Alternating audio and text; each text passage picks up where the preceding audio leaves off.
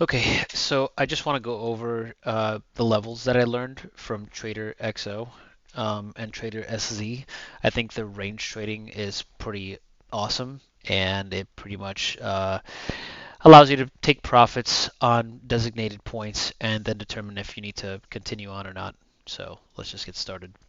So I'm just picking Uniswap right now as an example, and I always start, from macro from higher time frame all the way down, right? Um, I don't know if the monthly is going to help here, um, so I'm not really going to factor it right now since we're just talking about ranges. I usually start on the weekly, right? And so I'll go ahead and identify levels using horizontal array here. Um, as you can see, there's like a clear you know, support resistance line right there. So I'm going to plot that. The next one down would be probably down here, right? And as you can see, it's got a distance from where that section, that price action stopped, right? So that's pretty much how I'll start, right? And then I'm just gonna kind of bring it in and just work my way down. And so let's just assume, I don't know if I can do this. Replay. Let's just assume that we're like down here, right?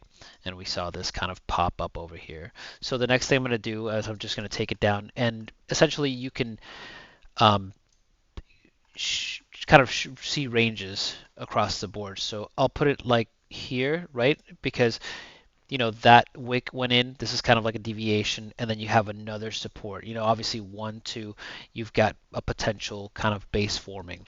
Here, once you see this pop up, that's kind of like a trigger. Okay, like this support is really defending, right? So this is where you kind of want to pay attention. Right, and as I'm in the daily, I can continue to kind of plug away and like try to really kind of define my ranges. I see something there, as you can tell, support, resistance, maybe a slight deviation up in there, and then we just refine along the way. So there we go. There's a range, right? And so I'll just kind of line it up. Actually, let me continue to line it up later. And then you have potentially another range, maybe right there, right? So there's your ranges.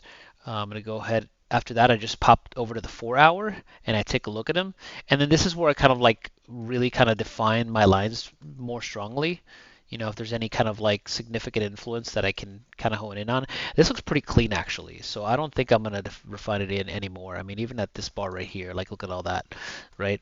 So that's pretty good.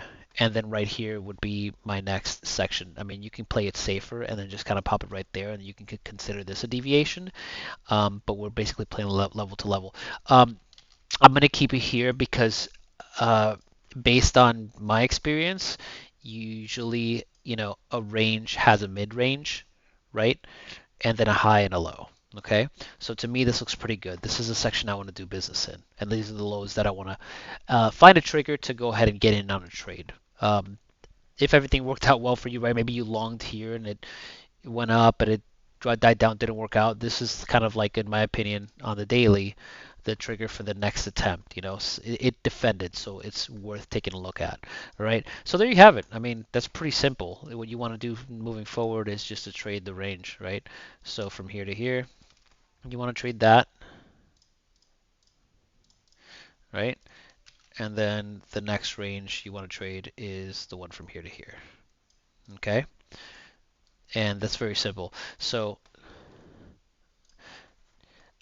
my goal is to buy here and sell here at this target, no matter how it gets there. It can wiggle, it can do all kinds of weird, crazy things, but that's kind of my sell, right? And then that's the safest way to kind of play it. Like you sell in this general area. If it pops above, fantastic, great. But in essence, the safest thing to do is to sell here at resistance. Now, this again, by doing it, it kind of can evolve in various ways. The safest thing to do would be to, if it does hit here and you sell and it does continue, that you do get some kind of range reclaim, right? And upon this occurring, then you can take it to the next level, right? So what you want to do is you probably want to go ahead and like bid that right there, somewhere along that support. right? And if you do that, then you can take it, from here to here. But it's always about trading levels, So you've got one trade right here from here to here, and then the next trade, if it works out, if it evolves, in the right way for you, then from here to here. Um, what these guys really like to do is they like this kind of boom, boom, a deviation, and then boom, and that's the trade they take. They take this right here. They don't deal with all this madness that's going on while it's consolidating. They deal with the holding of support at the mid range and then take it to the next range high. Okay, and I mean you can literally do this across the board. Here, let's actually play this and see how it develops. Look at that. So I mean I didn't memorize this chart or anything, but you've got the clear breakout, right?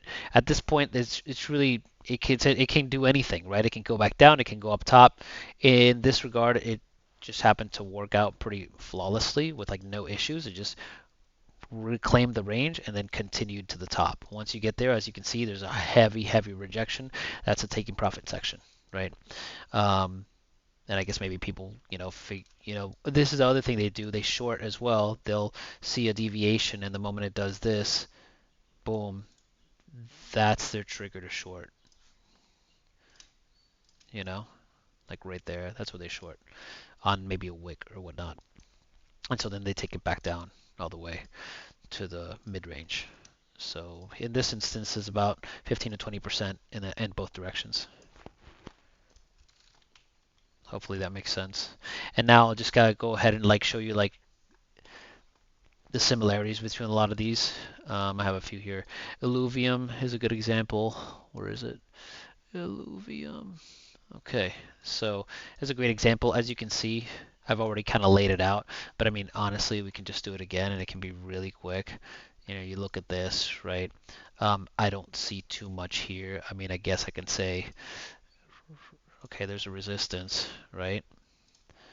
And maybe you're looking over here like for price that has already developed, right? Maybe there's something going on here. This acted as support, this acted as support. Now you're getting down here, this is happening. All right, and then you take it to the daily and you notice that there's a support that occurs here. Maybe you take this long, right? Like who knows when it's going to truly reverse. Maybe you give this a trigger attempt, boom, it comes back down, maybe stops you out. You kind of like wait to see more confirmation of the support holding, and you start to notice, okay, this is actually, you know, pops. It's tough, right? Like it's not perfect. You might have to give it a couple attempts, but essentially, however you want to play this, like the support did defend, and so you do that, and look at that. I mean, I basically only used this as my basis for take profit in range high, and look at that. It just happened to hit there, and it just today started rejecting there, actually yesterday, right? And same thing, just like all of them, like you can clearly see a mid range here, and this is why I kind of go, high time frame to low time frame. If this was, let's just do it actually, replay, and let's just do this, right? And I'm seeing this, and I'm like, oh my God, here we go, right? Um, I'm trying to establish a mid range. I would say I try to get it as close to like what the actual equal middle would be, but I try to pay attention, what the chart is telling me. I mean, this looks pretty good, right? Now, is this one good too? Maybe somewhere here. That's good too, right? That's more in line with the center. This can be kind of a deviation, and then this is the midpoint. And I always kind of like make it a dashed line so it can be clear for me, right? I can take it to the 4 hour and see if I can more clearly find. Just look at that. I mean, just look at that. It's literally like, look at that. I didn't even look at it, and it's a clear resistance, right? You've got a deviation here, and it failed. So technically speaking, this should be your first profit target at the 16% gain or so, right? And then your second profit target would be another 16% range high. So we're going to go ahead and play it. Look at that. It's reacting crazy. There's a support, and there you go.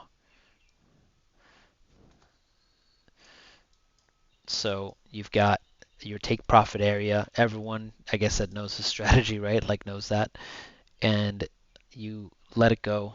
You watch price develop. The moment it starts range reclaiming, and you can take it to the next resistance level at 15 or 16% profit. Okay. Just a couple more. Axis and PR. Okay, Axie, same deal. This one like really flew, you know, but essentially I just saw this as really strong support. So you can draw the line here, right? And then I see this, it's clearly a strong resistance right there. Strong resistance, strong support. Literally can clear it out, just kind of start over. See this is resistance. See this is support. Let's zoom in. And again, let's just pretend we didn't see this yet. Let's pretend, we're just following the chart here. Let's look at the trigger, right? That did his resistance right here, right? So that might be more dangerous to play. But the moment this starts kind of coming back, oh, it's not breaking down. Maybe that's a time to kind of pay attention. So as you can see there, look, and if I just stretch this line out, like you've got support resistance. And even here, look at that. And like you could just literally take it across. So like the lower time frames kind of gives you like confirmation that you are drawing, strong support and resistance levels. And I just kind of fine tune it to where I want to take profits. There you have it. And then I'll go to the 4 hour support resistance, and you know maybe the midpoint is somewhere around here. Maybe this wick somewhere around there. I'll just draw it out. First take profit 16%. See how it develops. Second take profit 22%. I think this is instance. It just plays out the way it plays out, and sometimes it works, sometimes it doesn't. I mean, sometimes it flies past it, but that's a more risky trade. But this one I think just kind of flew through it like butter. I mean, you've got this kind of scooping scenario here, right? I mean, a swing scenario, right? You've almost like a cup and handle situation going there, right? So maybe that's something you determine for yourself, like, okay, this is swinging. I don't think it's just going to stop here and start rejecting. Like, based on this that you see here, like maybe has influenced you into saying, you know what, this doesn't make sense to just pop and drop. Like, you know, but either way, you're still making profits. Your decision to hold further or not is probably more based independent on macro, but the knowledge that is the riskier aspect of the trade is probably good, so you can set tight stops or do whatever you need to.